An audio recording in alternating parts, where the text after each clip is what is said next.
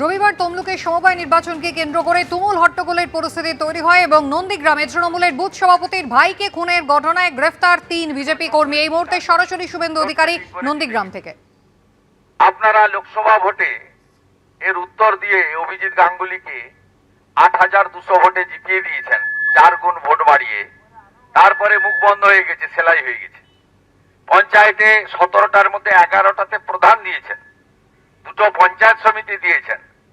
গত 6 মাসের মধ্যে 12টা সমবায়ের ভোট হয়েছে, 9টাতে জিতিয়ে দিয়েছেন আপনারা। এখানে সবসময় আপনাদের বিজয় তৈরি চলছে। আর এই বিজয় তৈরিতে আপনারা যেমন আছেন, উপরে আমি আছি, আবার স্থানীয় স্তরে মেঘনাথদার মতো একজন সুসংগঠক গ্রহণযোগ্য নেতৃত্ব রয়েছে, মন্ডল সভাপতিরা এবং অন্যান্য নেতারা রয়েছে। একেবারে ভাগাড়ে যেমন মরা জন্তু জানোয়ার পড়লে উপর থেকে শকুন নামে, এখানকার তোলামূল আর মমতার অবস্থাও তাই হয়েছে। পারিবারিক বিরোধে মারা গেছে, হেরে গেছে, হারার যন্ত্রণা। পুলিশকে চাপ দিয়ে 30 জন ভারতীয় জনতা পার্টির জেলা, বিধানসভা এবং ব্লক স্তরের নেতাদের নাম দিয়ে আবার একটা দ্বিতীয় এফআইআর হয়েছে। আমরা আগে ভারতীয় সিআরপিসি, আইপিসি জানতাম, এখন বিএনএস জানি।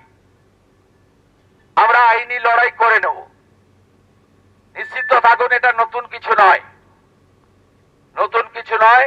আইনি লড়াই করে নেব। 21 সালের পর থেকে বহু নেতাকে জেল খাটিয়েছে। সর্বোচ্চ জেল খেটেছে পবিত্র কর, 7 মাস মিথ্যা মামলায়। মেঘনাথদাকে 5 দিন রিমান্ডে নিয়ে জেল খাটিয়েছে। তার অপরাধ ছিল হরিপুর গ্রাম পঞ্চায়েতে কৃষকদের যে কৃষি বীজ এসছিল, সরঞ্জাম এসছিল, সব অঞ্চলকে দেওয়া হয়েছিল, হরিপুরকে দেওয়া হয়নি।